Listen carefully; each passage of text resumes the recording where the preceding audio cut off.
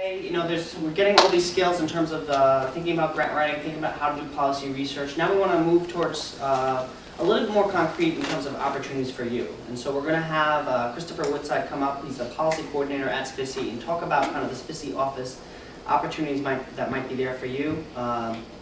Susan's going to come up and talk about SPICY more in general, but specifically thinking a little bit about funding opportunities that might be available for students. All right, so why don't we have Christopher Woodside come up first and talk a little bit about the SPICY.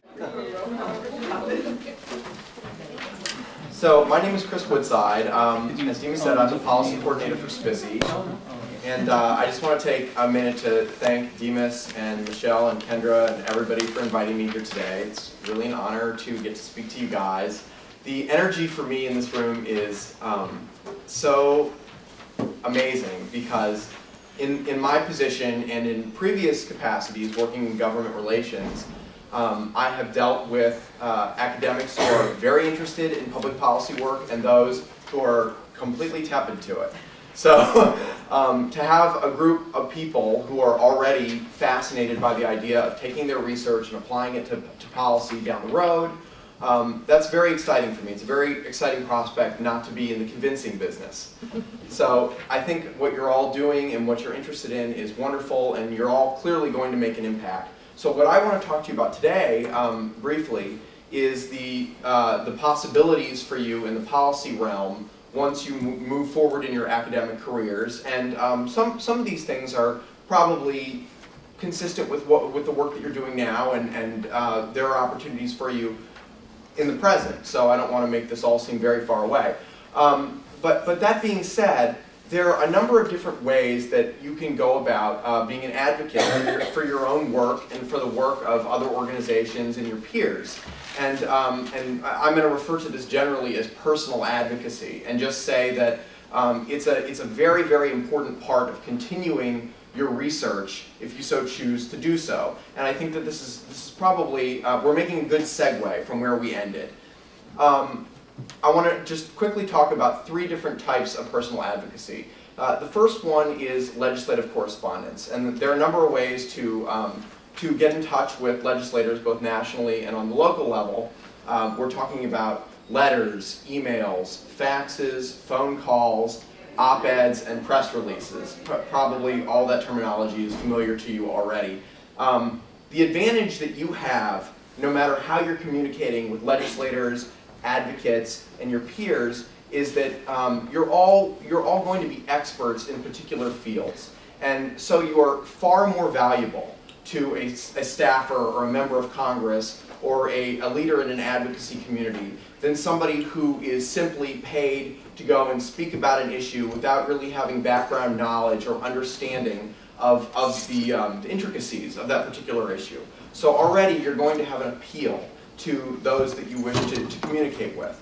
So I would very much encourage you to never hesitate to reach out to a member of Congress or to a local legislative leader or to somebody in a particular advocacy community that reflects the research you're working on, because Capitol Hill politics and local politics, for that matter, can move very, very, very quickly. Politicians are not always highly motivated, but when they are, they can get things done rather quickly.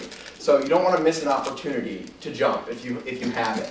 And then just two other avenues for you. The second is legislative visits. Legislative visits do not only pertain to Capitol Hill. In fact, they are much more valuable in your own communities, on your campuses, in areas that you may be residing.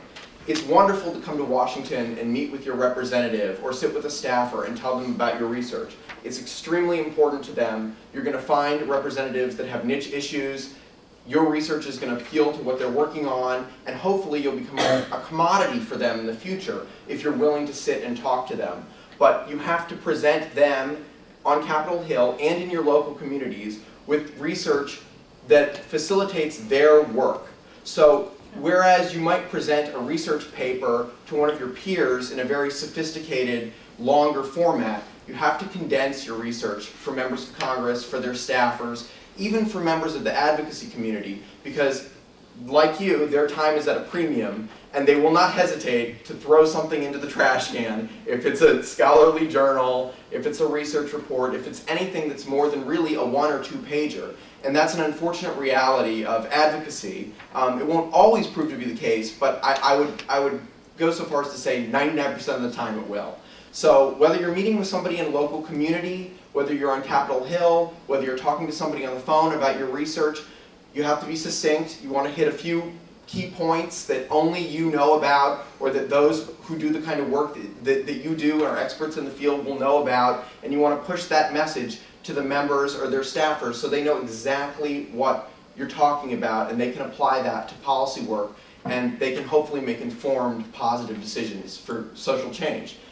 The third one of these advocacy avenues that I just want to touch on, and that was mentioned before, and is also very important, is congressional testimony and judicial testimony and amicus briefs.